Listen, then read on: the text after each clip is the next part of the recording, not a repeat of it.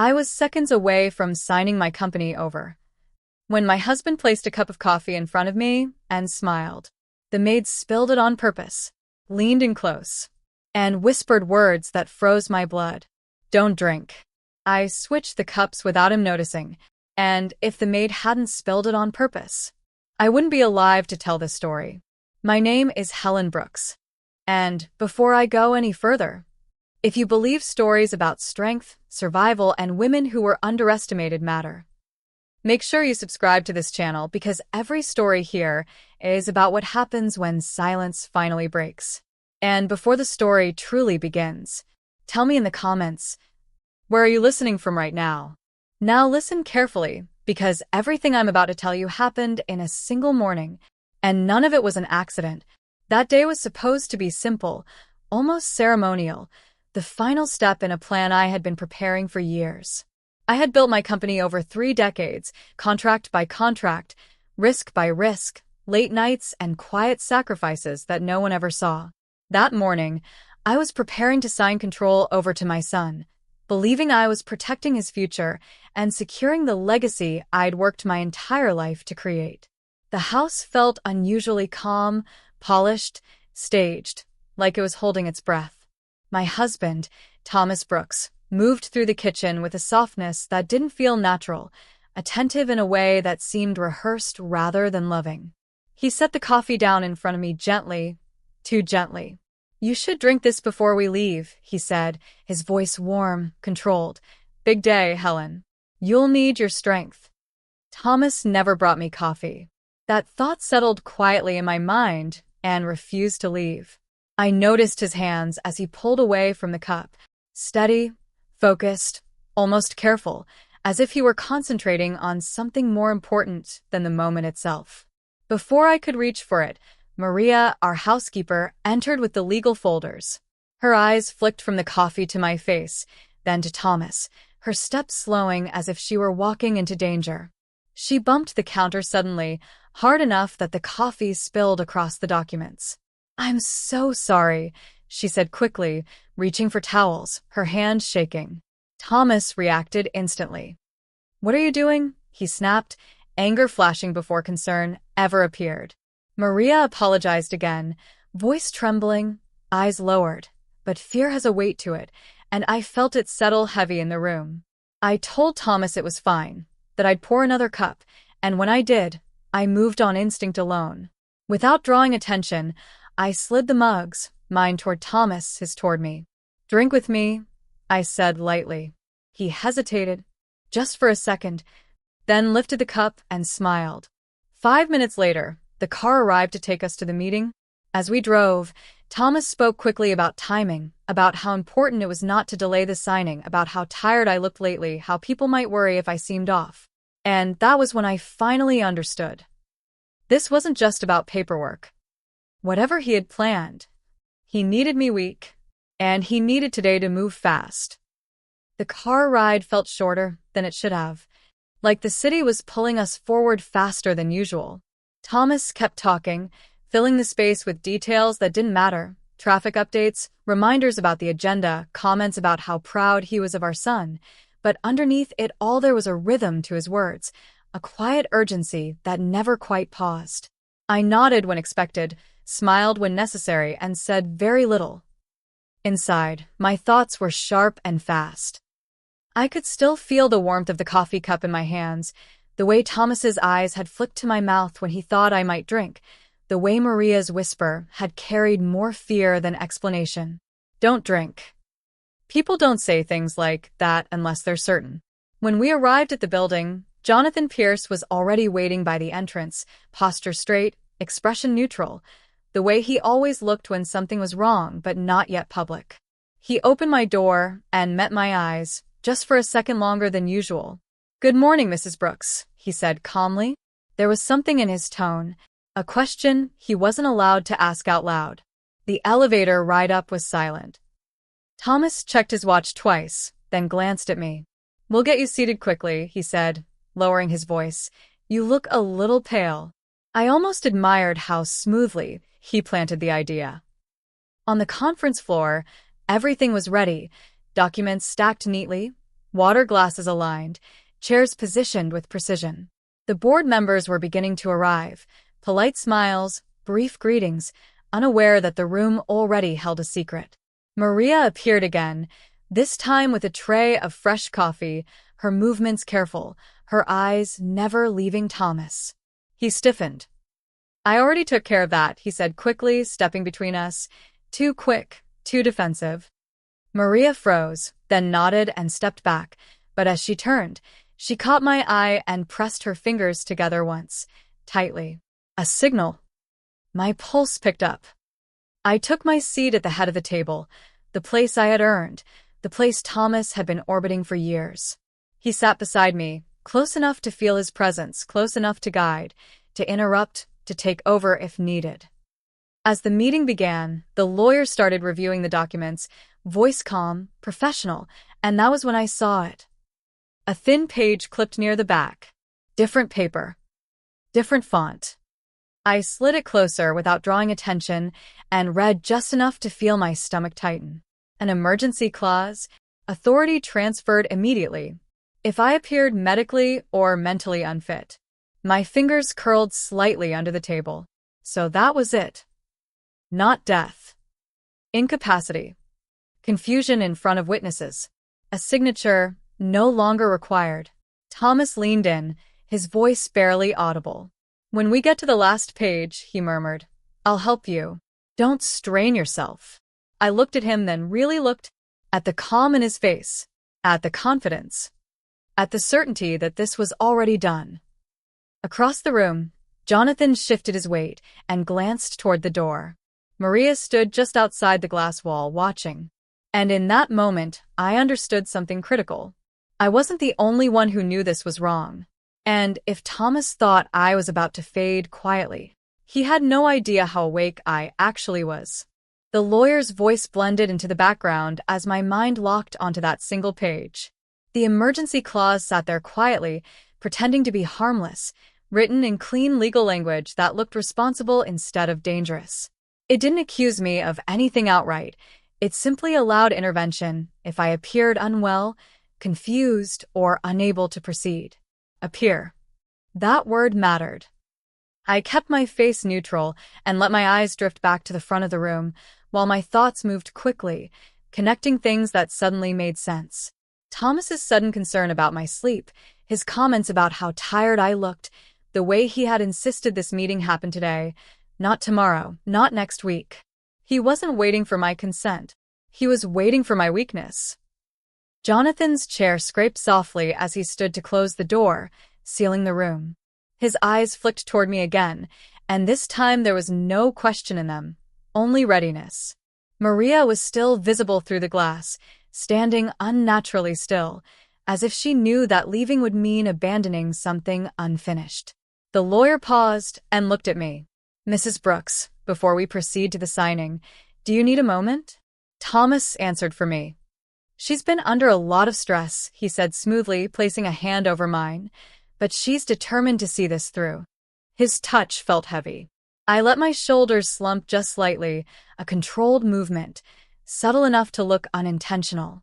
I drew a slow breath, then another, as if the room were suddenly too warm. Thomas noticed immediately. "There," he said softly, concern blooming on cue. "You see? She's overtired." The lawyer frowned. One of the board members leaned forward. I looked down at the papers, blinking twice, deliberately slow. "I'm fine," I said, letting my voice waver just enough to introduce doubt. Inside, my heart was steady. Thomas's hand tightened. "I think we should consider a brief pause," he suggested, already moving toward the clause he wanted activated, just to be safe. Jonathan shifted near the wall, his body angled toward the exit. Maria's reflection moved in the glass, her hands clenched at her sides. This was the moment.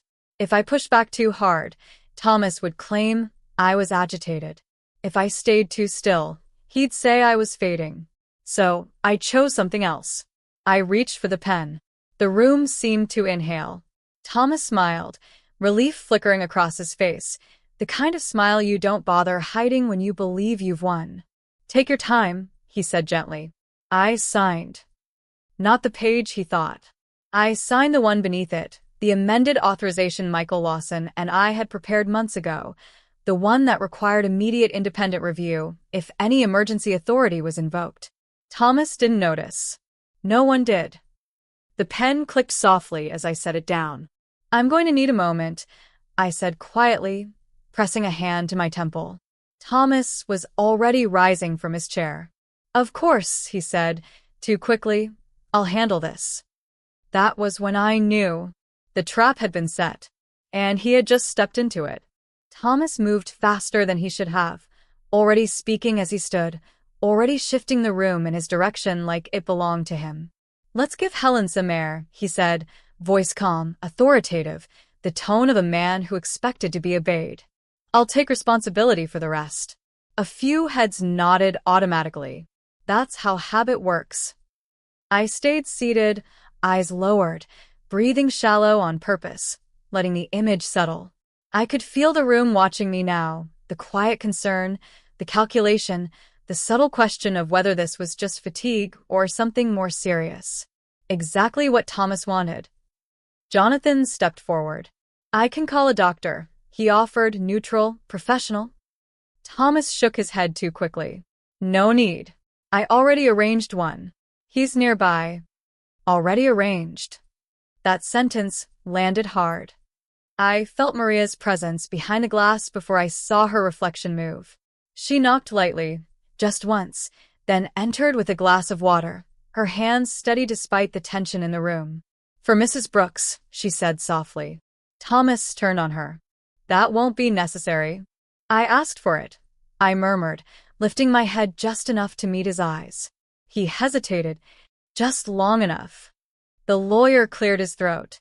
"Given the circumstances," he said carefully, "perhaps we should pause until Mrs. Brooks feels better." Thomas smiled, thin and tight. "That's exactly what the clause allows for." He reached for the document. I let my hand tremble as I took the water from Maria, my fingers brushing hers. She squeezed once, quick and reassuring, then stepped back. I didn't drink.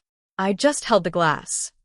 Thomas began explaining the clause to the room, confident now, voice smooth as he outlined how temporary authority would transfer to him until I recovered.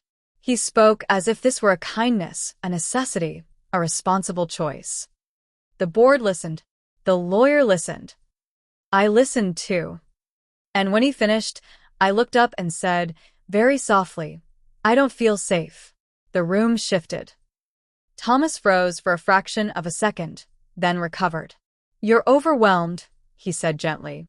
"This is exactly why." "No," I interrupted, my voice still quiet, still fragile, but clear. "I don't feel safe with you handling this alone." Silence spread across the table. Jonathan straightened. The lawyer looked down at the signed pages again. Thomas laughed lightly, the sound forced. "Helen, this isn't the time for that document," the lawyer said suddenly, tapping the stack, "includes an amendment." Thomas's smile faltered. "What amendment?" he asked. The lawyer flipped the page, eyes narrowing as he read. "An independent review is triggered automatically if emergency authority is invoked." Jonathan spoke then, steady and precise. "Michael Lawson has already been notified." Thomas's face drained of color. "That's not possible," he said. "She wouldn't." I met his gaze, no longer pretending weakness. "I did," I said simply. Maria exhaled behind me, a sound she hadn't let herself make all morning. And in that moment, as the room recalibrated around a truth Thomas had never planned for, I realized something with absolute clarity. He hadn't failed because he underestimated me. He had failed because he thought no one else was watching. The silence that followed felt heavier than anything Thomas had said all morning. It wasn't dramatic, it wasn't loud. It was the kind of quiet that arrives when a room realizes it has been misled, and everyone is suddenly recalculating where they stand. Thomas tried to recover first. "That's a misunderstanding," he said quickly, already stepping toward the lawyer, already reaching for control. "Helen's been under stress. She signed things without fully understanding." I understood, I said calmly, lifting my head. My voice sounded different now, steadier, clearer, and a few people noticed immediately. Jonathan moved closer to the table, not threatening, just present, a reminder that this was no longer a private performance.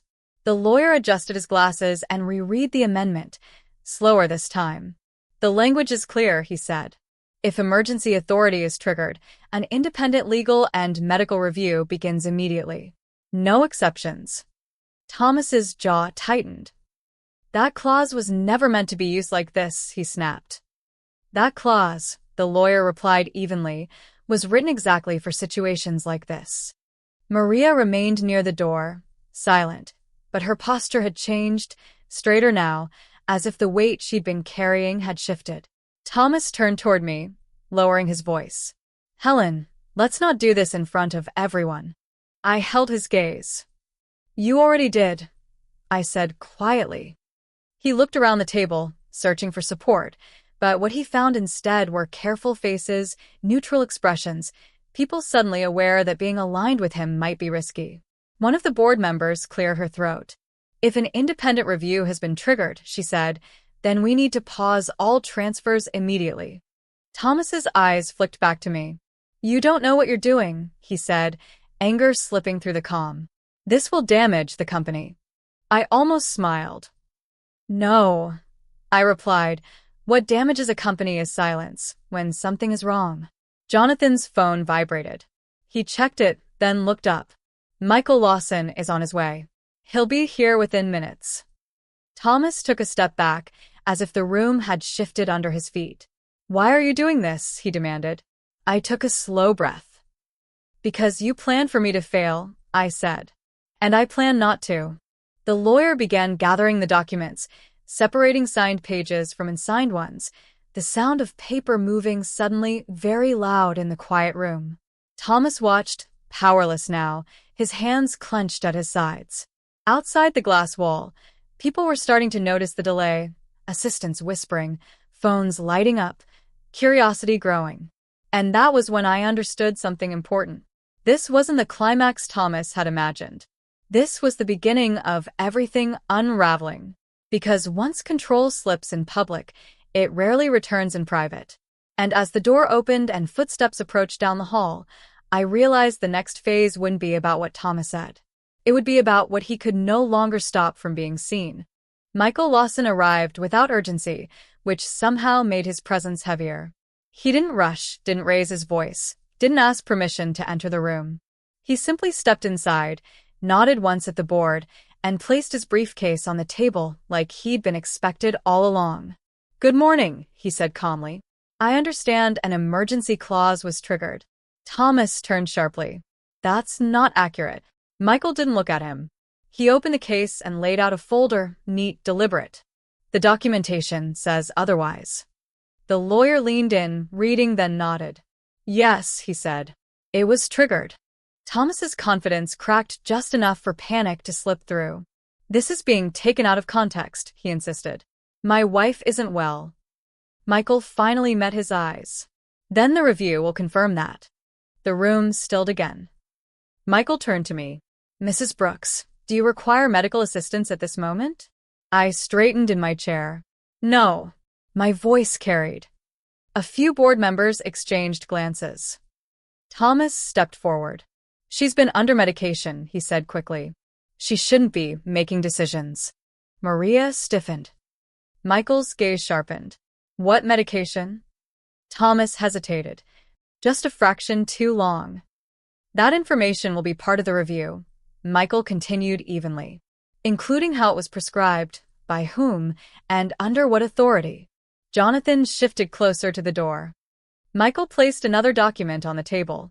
"Additionally, any attempt to influence a principal's capacity during a transfer of authority is a serious matter." Thomas laughed once, sharp and hollow. "You're accusing me of something." "No," Michael replied. "I'm documenting." That word landed hard. The board chair spoke carefully. "Given these developments, all proceedings are suspended until the review is complete." Thomas's face flushed. "You can't do this." The chair met his gaze. "We can, and we are." Jonathan's phone vibrated again. He checked it, then said, "Medical professionals have arrived downstairs." Maria looked at me, worry flashing across her face. "I'm fine," I said gently, "but I want the review." Thomas stared at me then, truly stared, as if seeing me for the first time not as a variable to control, but as an obstacle he hadn't anticipated. "You planned this," he said quietly. "I prepared," I replied. The door opened again, footsteps echoing in the hall, and for the first time that morning, Thomas didn't move toward them. He stepped back. Because whatever was coming next wasn't something charm or urgency could stop. And as the professionals entered the room, I realized the danger hadn't passed. It had only changed shape. The doctors were calm, methodical, asking routine questions in measured voices, the kind designed to put people at ease. They checked my pupils, my pulse, my blood pressure, all while Thomas hovered nearby, pretending concern, watching every movement like he was waiting for a cue. I answered clearly. Too clearly. One of the doctors glanced at Michael, then at the board chair. "She's alert," he said. No signs of acute impairment. Thomas stiffened. "But she's been fatigued," he insisted. "Confused at times." "Fatigue isn't incapacity," the doctor replied, already writing notes. I watched Thomas's jaw tighten as control slipped further from his grasp. Michael leaned forward. "We'll need a full toxicology screen," he said calmly. "Given the circumstances." The word hung in the air. Toxicology. Thomas laughed, sharp and defensive. "That's ridiculous." Maria flinched. Jonathan spoke up for the first time since the doctors arrived. "It's standard," he said evenly, "when there's concern about influence." Thomas turned on him. "Since when do you speak for this family?" Jonathan met his gaze without blinking. "Since I was asked to observe." That landed harder than any accusation. The board chair nodded. "Proceed." Thomas's confidence finally fractured. "You're all overreacting." I reached for the glass of water in front of me, the same one Maria had brought earlier, untouched. I held it up slightly. "This is what you wanted me to drink," I said quietly. The room went still. Thomas opened his mouth, then closed it. Michael stood. "We'll have it tested." Maria's hands trembled at her sides, but she didn't look away. The doctors collected the cup carefully, sealing it in a clear bag. One of them asked, "Were there any other beverages this morning?" Thomas answered too quickly. "No." Maria inhaled sharply. "There was coffee," she said softly. "He brought it himself." Every head turned toward Thomas. He stepped back. "That's enough," he snapped. "This is a witch hunt." Michael's voice didn't rise. "It's an investigation." The board chair leaned back in her seat. "Mr. Brooks, until this review is complete, you are relieved of any authority in this matter." Thomas stared at her, disbelief flashing across his face. "You can't be serious." She didn't blink. "I am." Silence crashed down around us. Jonathan moved to stand beside me, not touching, just present. And in that moment, as Thomas stood alone on the other side of the table, I realized something chilling.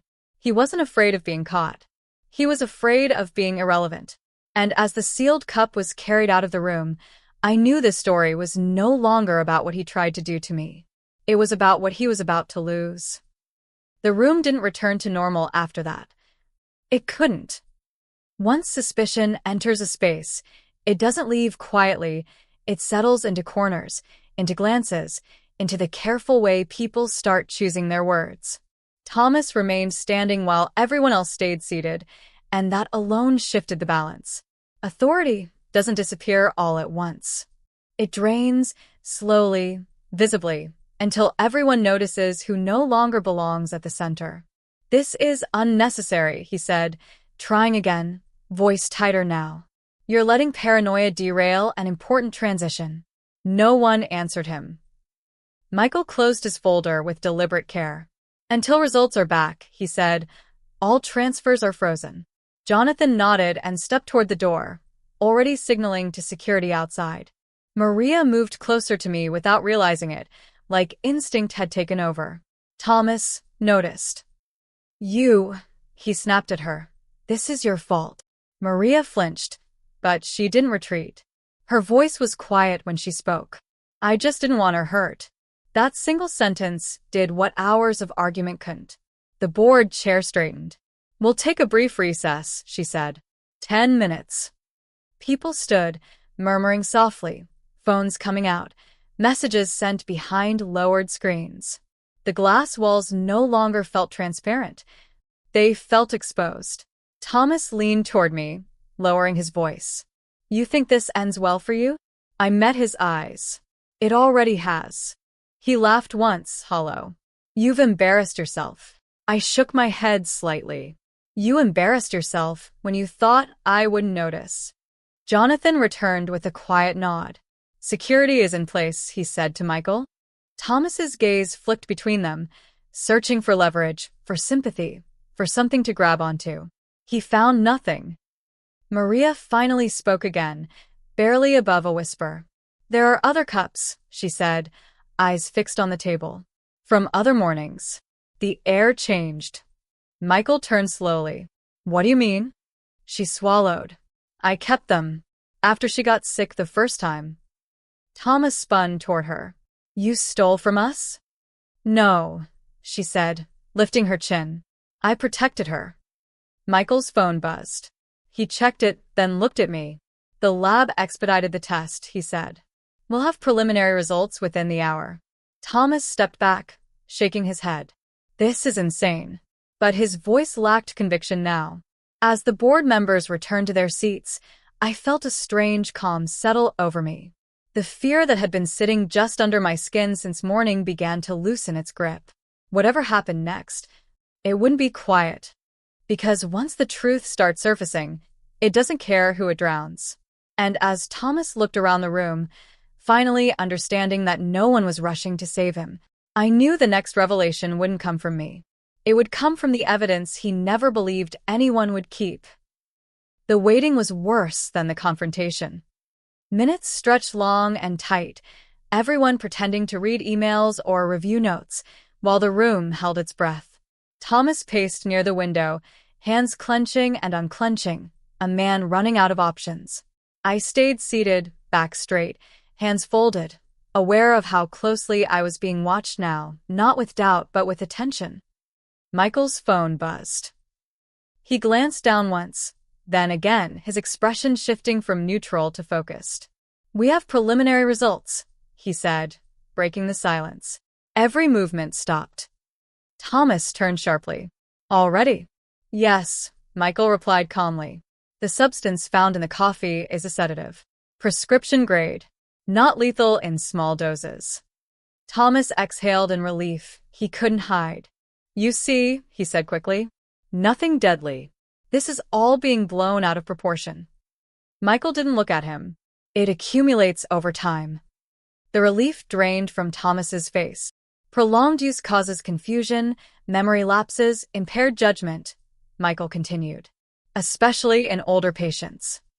I felt Maria's hand hover near my arm, not touching, just there. That explains her episodes, Thomas said eagerly, grabbing onto the narrative. She's been forgetful. That's why. That's why she needed protection, Michael interrupted. From whoever administered it. Silence dropped hard. The board chair spoke carefully. Is there any indication of who supplied the medication? Michael nodded. Yes. It matches a prescription issued under Mr. Brooks's insurance. Thomas laughed, brittle and sharp. That's impossible. Jonathan spoke then, steady and precise. The pharmacy records were already flagged. Thomas's eyes darted around the room, searching for an ally, but the expressions staring back at him were no longer uncertain. Maria took a breath. I found the bottles, she said softly. In his briefcase. Thomas turned on her, rage breaking through. You had no right. She didn't flinch. I had a responsibility. Michael closed the folder. This moves beyond corporate review. The board chair nodded slowly. We'll be contacting authorities. Thomas's face drained of color. You can't do that, he said, voice cracking. This is my wife. That's exactly why we must, she replied. Jonathan stepped forward, his hand resting near his phone. They're on their way. Thomas looked at me then, panic finally breaking through the control, his voice dropping. Helen, tell them this was a misunderstanding.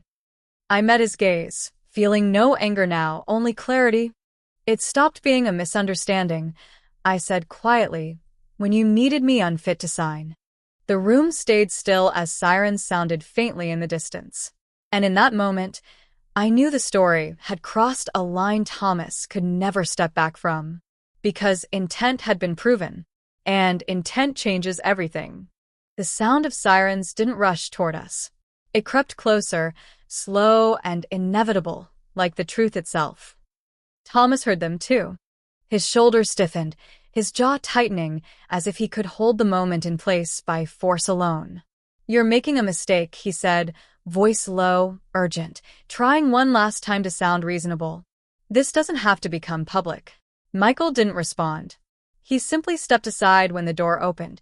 Two officers entered quietly, professional, respectful, their presence instantly changing the temperature of the room. Authority, real authority, doesn't announce itself. It arrives and expects cooperation. The board chair stood. Thank you for coming. We have reason to believe there was an attempt to medically incapacitate Mrs. Brooks during a corporate transfer. Thomas scoffed. That's absurd. One officer turned to him.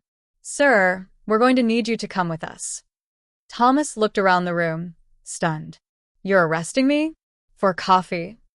The officer's expression didn't change. For administering a controlled substance without consent.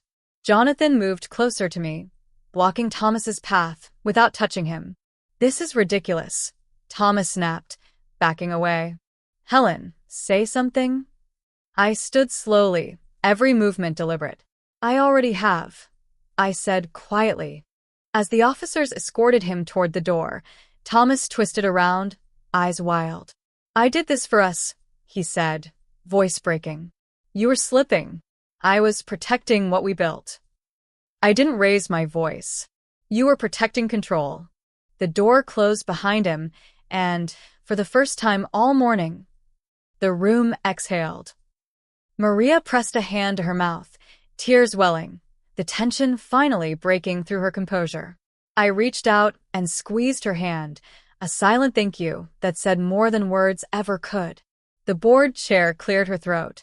Mrs. Brooks, we'll need to discuss immediate leadership arrangements. I nodded. Of course. Michael gathered the documents. Nothing moves until the investigation is complete.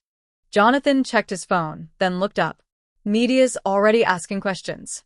I looked around the room, the same table, the same chairs, the same walls that had witnessed decades of decisions, and realized something quietly profound. I hadn't lost anything today. I had protected it. As people began to file out, murmuring softly, the weight on my chest eased for the first time since dawn. The danger had been real, but so had my preparation. Maria stood beside me, shoulders squared now, no longer afraid. You trusted me, she said softly. Yes, I replied. And you saved me. Outside the glass, the building returned to its usual rhythm, unaware that a life had just been redirected inside one conference room. And as I gathered my things, I understood something with absolute clarity. This wasn't the end of my story. It was the moment it finally became mine again. The hours after Thomas was taken away moved strangely, not fast, not slow, but suspended, like the world hadn't decided how to process what had just happened. I gave my statement in a quiet office downstairs, answering questions carefully, truth by truth, while an officer took notes and nodded without interrupting. Michael sat beside me the entire time, steady, present, making sure nothing was rushed or misunderstood. Maria waited in the hallway. When I finally stepped out, she stood up immediately, worry written across her face. Are you all right? She asked softly. I am now, I said, and meant it. Jonathan joined us a moment later. The board has postponed the meeting indefinitely, he said. They're calling an emergency session tonight, without Thomas. Without Thomas. The words still felt unreal. Back upstairs, the conference room looked different, not because anything had moved, but because the power inside it had. Chairs sat empty where authority once demanded space. Papers lay untouched, no longer dangerous. The board chair approached me privately. "We'll support whatever decision you make," she said. "Leadership, timing, public response." Public response. I felt the weight of that settle in. "For now," I said, "we tell the truth." Quietly. She nodded, relief visible. Michael briefed me on next steps, restraining orders, medical documentation, protective measures I hadn't needed before but now accepted without hesitation. Preparedness, I was learning, doesn't end when the danger passes. Later that afternoon, I returned home alone. The house felt hollow, stripped of tension, like it had finally released something poisonous it had been holding onto for years. Maria followed me inside, unsure where to stand. "You don't have to stay," I told her gently. She shook her head. "I want to."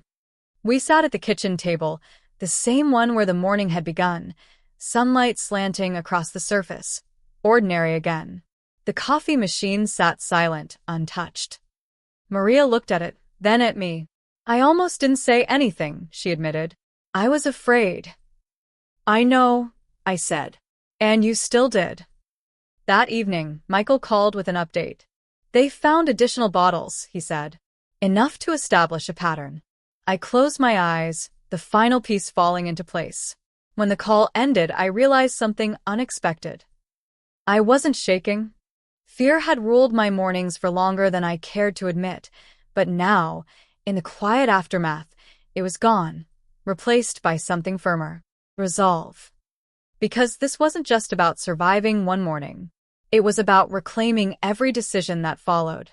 And as night settled over the house, I knew the next battle wouldn't be fought in boardrooms or kitchens.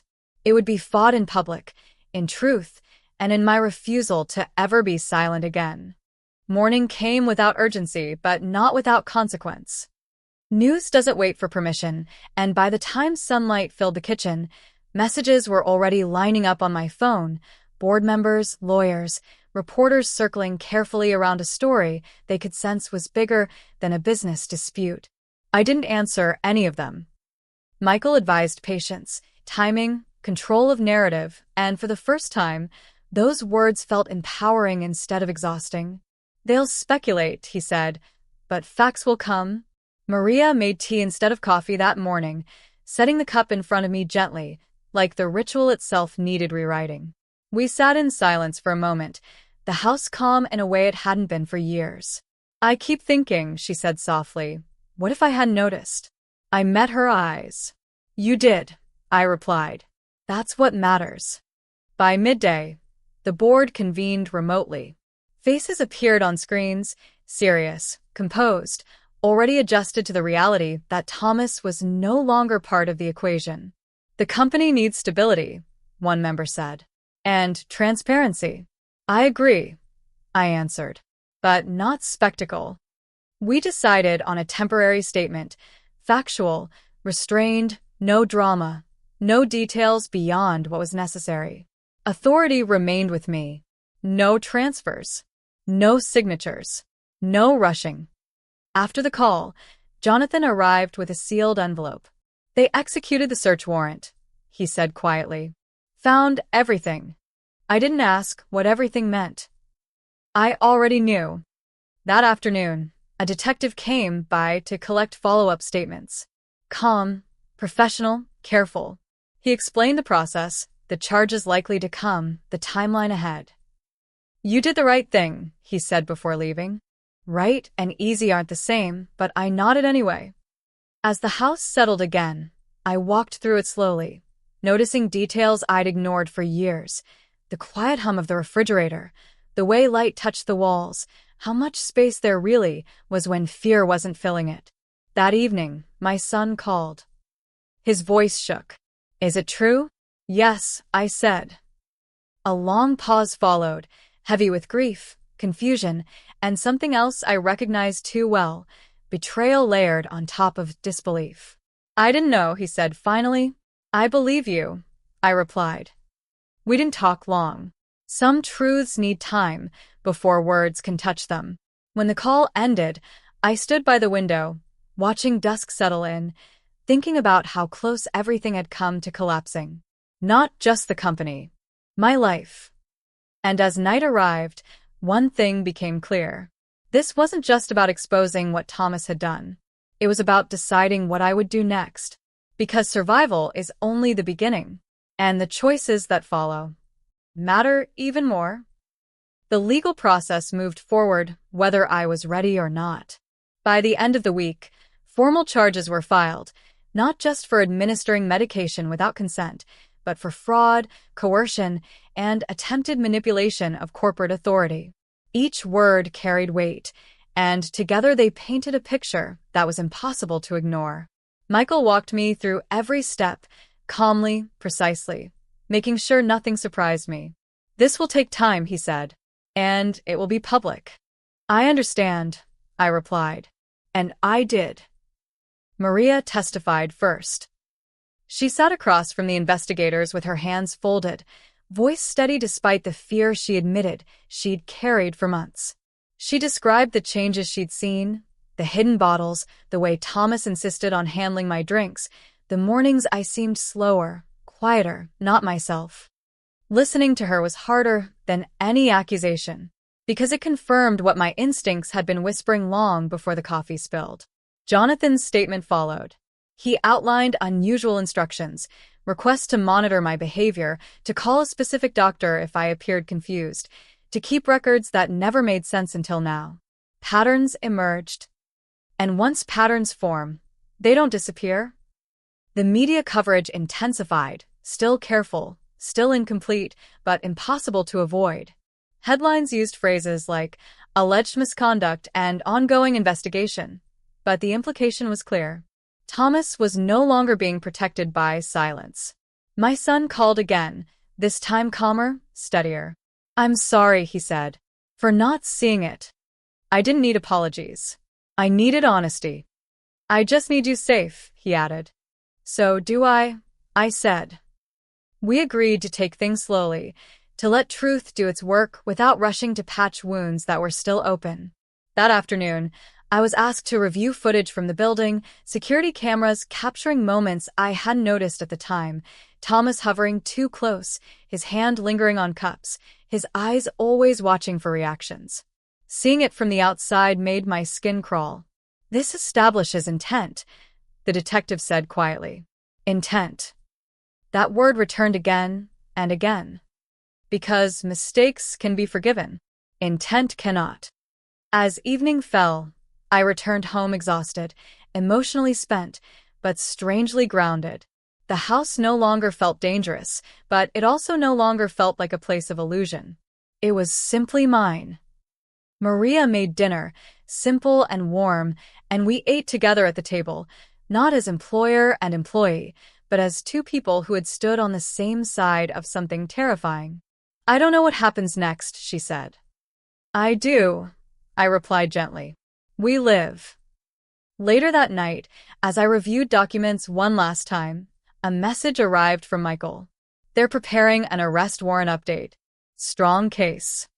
I closed the file and sat back, feeling the finality settle in. Thomas's story was no longer mine to manage.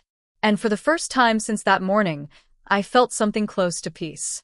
Because the truth, once spoken, doesn't ask permission to stay. The courtroom felt colder than I expected. Not physically, but emotionally, like every sound was absorbed by the walls before it could soften. Wooden benches, polished floors, the quiet authority of a place where stories stop being personal and start becoming records. Thomas sat at the defense table when I entered. He didn't turn around. That hurt more than if he had. I took my seat behind Michael, hands folded, posture steady, reminding myself that I wasn't here to be believed. I was here because the truth already was. The judge entered, Judge Carol Mitchell, calm and unsmiling, her presence immediately settling the room. When she spoke, her voice carried weight without volume. "This court will hear the evidence," she said. And they did. Maria testified first. She told her story exactly as she had before, no embellishment, no emotion she'd known, describing the mornings, the hidden bottles, the fear that grew every time she saw Thomas hand me a drink. Her voice trembled only once when she said, "I thought if I stayed quiet, she might die." The room didn't move. Jonathan followed, precise and unflinching, detailing the instructions he'd been given, the documentation he'd kept because something felt wrong. The moment he realized this wasn't about concern, it was about control. Then the medical expert spoke. Charts appeared on screens, timelines laid out, dosage patterns explained with chilling clarity. The sedative wasn't meant to kill me quickly. It was designed to erode me slowly, to make my judgment questionable, my authority removable. When the video footage played, Thomas finally looked up. He watched himself on the screen, hovering, watching, adjusting, and for the first time, there was nowhere left to hide. Michael stood last. He didn't dramatize. He didn't raise his voice. He simply said, "This wasn't an accident. It was a plan." Thomas's attorney tried to argue stress, miscommunication, concern taken too far, but the words fell flat against evidence that didn't care about intention, only action. When Thomas was finally called to speak, he hesitated. The courtroom waited. "I loved my wife," he said quietly. Judge Mitchell leaned forward slightly. "Love does not include incapacitation," she replied. The verdict didn't come that day. But as the court adjourned, I felt something lift. Because for the first time, the story wasn't being whispered. It was being spoken out loud, under oath, where silence no longer had power. And as I stepped out of the courtroom, cameras flashing, voices calling my name, I didn't look back. Whatever happened next, it would happen in the light. The verdict came on a gray morning, the kind that feels suspended between seasons, as if the world itself was waiting. I sat beside Michael, hands folded, eyes forward, listening to the quiet shuffle of papers as the clerk prepared to read the decision. Thomas stood when instructed, his face carefully blank, but I could see the tension in his jaw, the effort it took to stay upright. Judge Mitchell didn't waste words. She spoke clearly, steadily, laying out the findings one by one: intent, premeditation, abuse of trust, attempted incapacitation for personal and financial gain. Each phrase landed with finality, not drama. "Guilty," she said. The word echoed once, then settled. Thomas's shoulders sagged, just slightly, the first visible sign that the story he'd told himself was over. His attorney placed a hand on his arm, murmuring something I couldn't hear. I felt nothing sharp. No rush. No triumph. Only release. Sentencing followed, measured and firm, consequences explained, without cruelty. When it was over, Thomas was led away, not struggling, not pleading, just smaller than I remembered, a man reduced to the truth of his choices. Outside the courthouse, cameras waited. I stopped for just a moment. "I trusted the system," I said simply. "And I trusted the people who spoke up when it mattered." Then I walked away. In the weeks that followed, life didn't return to normal. It moved forward. The board confirmed my position permanently, no interim language, no hesitation. Contracts were revised, safeguards added, authority clarified in ways I'd never insisted on before. Maria accepted a new role, not out of obligation, but recognition, her voice now welcomed in spaces it had never been allowed before. Jonathan stayed on as well, trusted, steady, the quiet kind of loyalty that doesn't announce itself. At home, I boxed up the last remnants of a marriage that no longer existed, photographs, letters, things that belonged to a version of me who had believed love meant endurance. I didn't linger. That belief had nearly cost me everything. One evening, as I stood in the kitchen making tea, I realized something simple and profound. I wasn't afraid anymore. Not of being alone. Not of being questioned. Not of being seen clearly. Because the moment I stopped protecting a lie, my life began protecting me. And as I turned off the light and headed upstairs, I understood this wasn't just an ending. It was the beginning of a life built on truth, not silence. Time didn't rush in after the verdict. It settled. Days passed without headlines screaming my name, without lawyers calling every hour, without the constant sense of bracing for impact. The quiet felt earned, like a calm that arrives only after the storm has finished saying everything it needs to say. I returned to work slowly, not because I was fragile, but because I wanted each step to be intentional. The office looked the same, but the energy didn't. People met my eyes now. Conversations paused when I entered, not out of fear, but respect. The board called a private session to discuss the future, long-term direction, legacy planning, safeguards. Not one person suggested rushing anything. That alone told me how much had changed. When they asked what I wanted, I didn't hesitate. Transparency, I said, and protection. For everyone. They agreed. Outside of work, life began to reassemble itself in smaller ways. I took walks without checking my phone. I cooked meals without feeling watched. I slept through the night, the kind of sleep that comes when your body finally believes you're safe. Maria stayed with me, not because she had to, but because we had become something close to family. We talked in the evenings about her children, about the courage it takes to speak up when the cost feels too high. You saved me, I told her once. She shook her head. You listened, she replied. That's why it worked. My son visited one afternoon, hesitant at first, unsure where to stand in a house that had changed shape. We sat at the same kitchen table, the one that had started everything, and spoke honestly, slowly, without blame. I should have noticed, he said quietly. You couldn't have known, I replied. But you can choose what comes next. He nodded, relief visible. As weeks turned into months, invitations came in, interviews, panels, requests to speak about resilience, leadership, courage. I declined most of them. I didn't need to tell the story again. I was living the ending. One evening, standing by the window as the sun dipped low, I poured myself a cup of tea and smiled at the irony of the ritual. I raised the cup, paused for just a second, then took a sip. Nothing happened. And that was the point. Because peace isn't loud. It doesn't demand attention. It simply stays. And for the first time in a long while, I knew this chapter wasn't closing because I was running away. It was closing because I had survived. And I was finally free to begin again. Freedom feels strange at first. Not exciting. Not dramatic. Just unfamiliar, like wearing clothes that finally fit after years of adjusting yourself to someone else's shape. I noticed it in small moments. The way my phone stayed silent in the mornings. The way decisions no longer needed explaining. The way my body no longer tensed when footsteps moved through the house. One afternoon, I received a letter from the court. Not paperwork. Not updates. But confirmation. Thomas would not be eligible for appeal for a long time. I folded the letter carefully and set it aside, not because it hurt, but because it no longer needed my attention. Closure doesn't always arrive with emotion. Sometimes it arrives with certainty.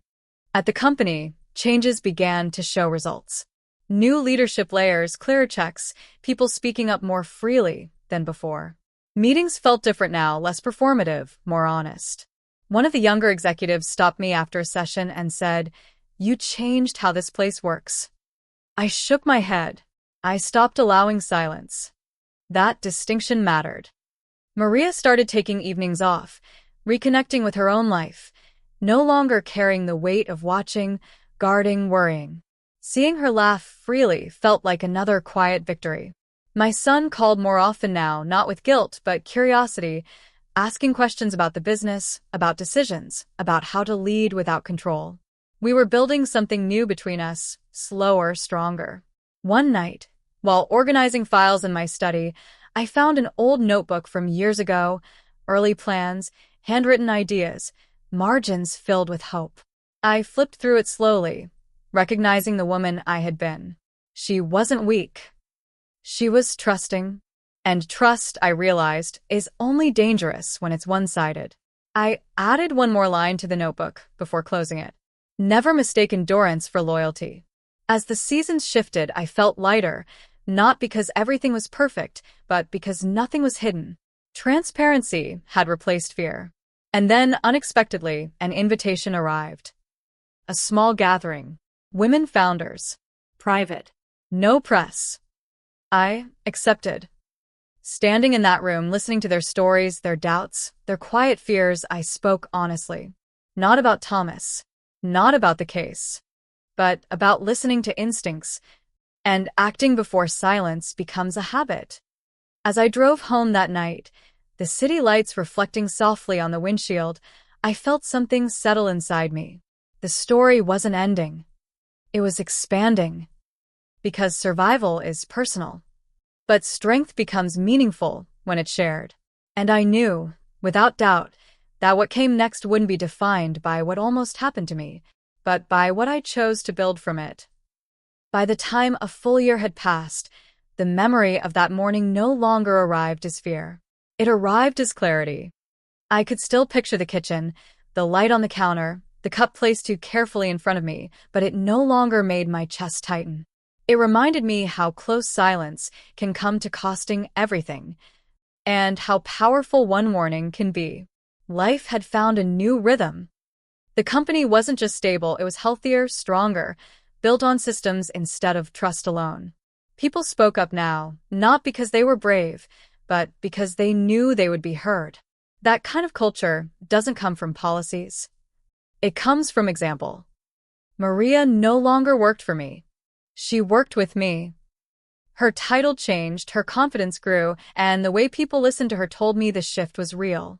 Watching her step into rooms without fear felt like watching a circle finally close. My son took on more responsibility, slowly, thoughtfully, asking questions instead of assuming answers.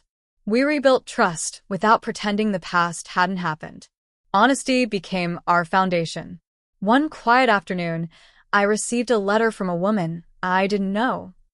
She wrote about watching my case from afar, about recognizing patterns in her own life, about finally asking questions she'd been afraid to ask. She ended with a single line that stayed with me. I didn't drink the coffee either. I sat with that letter for a long time. Because stories don't end when the courtroom empties. They ripple.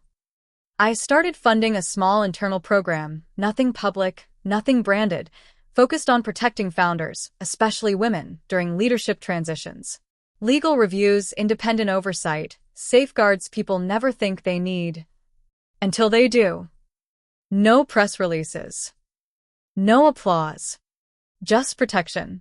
Some evenings I still made tea in the same kitchen, the same mugs, the same quiet space. I'd pause for just a second before taking a sip, not out of fear, but awareness. Awareness keeps you alive. As autumn arrived, the house filled with warmth again, laughter from visitors, conversations that felt present instead of guarded. The walls no longer carried tension. They carried life. One night, standing by the window watching leaves fall, I realized something simple. I wasn't defined by what almost happened. I was defined by what I did when it mattered.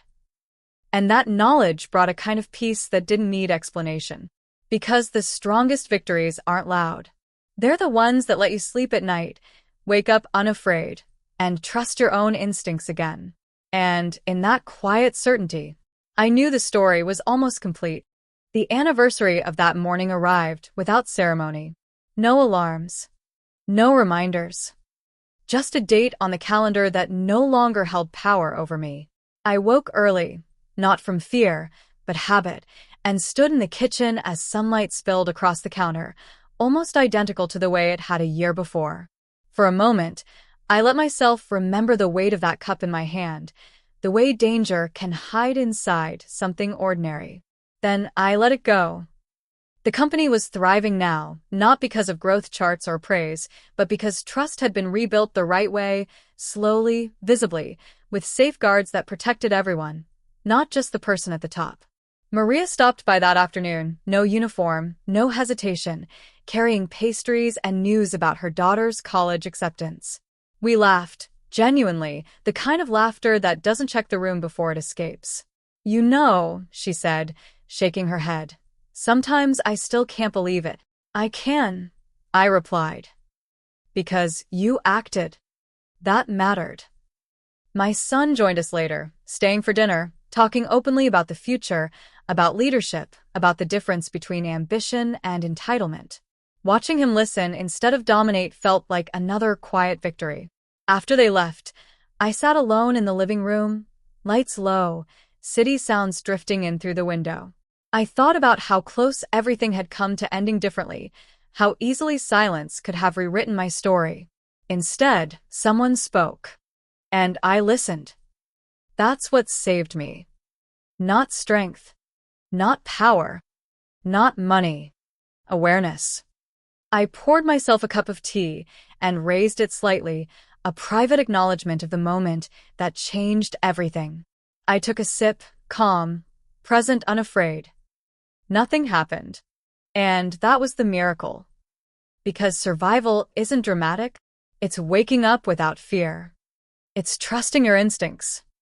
It's living without watching your back. As I set the cup down, I realized this wasn't just the end of a story. It was proof that paying attention, even once, can save a lifetime. And if someone listening right now feels something familiar tightening in their chest, a quiet warning they've been ignoring, please hear this. Pay attention. Your life may depend on it. Life didn't return to normal after that. It became better. Not louder. Not flashier. Just honest. I wake up now without that tight feeling in my chest, without questioning my own instincts, without wondering if silence is safer than truth. The company runs with transparency. My home feels like a refuge again. And the people around me are here because they choose to be, not because they need something from me. Sometimes I still think about that morning. Not with fear, but with gratitude. Because one warning, one moment of awareness, changed everything. If this story stayed with you, if even one moment made you pause, thank you for listening. Before you go, tell me in the comments which moment hit you the hardest. And if you want more stories of strength, survival, and quiet victories, subscribe and turn on notifications so you never miss the next one. Because it's never too late to listen to your instincts and choose yourself.